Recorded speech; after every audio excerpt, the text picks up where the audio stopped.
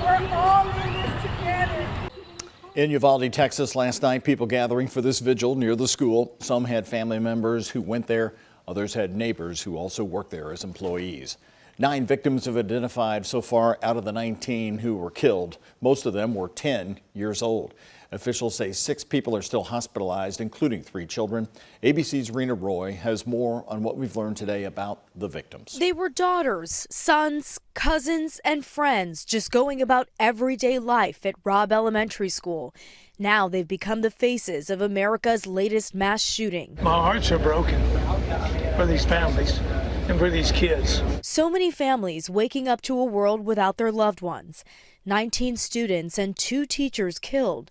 10-year-old Rogelio Torres' mother described him as very smart and loving. Cousins Jace Carmelo Luevanos and Jayla Nicole Silguero also shot to death.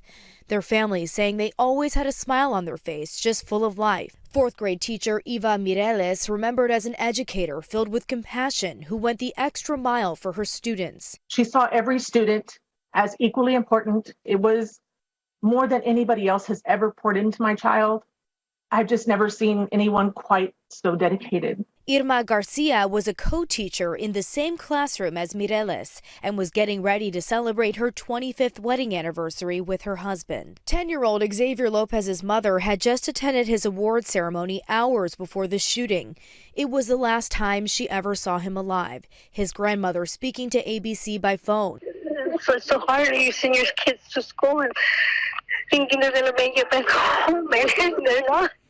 Eliana Cruz Torres, cousins Annabelle Rodriguez and Jacqueline Jalen Casares, and Amarie Jo Garza, also taken from their families. Amarie just turned 10 2 weeks ago, her father telling ABC, "My little love is now flying high with the angels above. Please don't take a second for granted. Hug your family. Tell them you love them."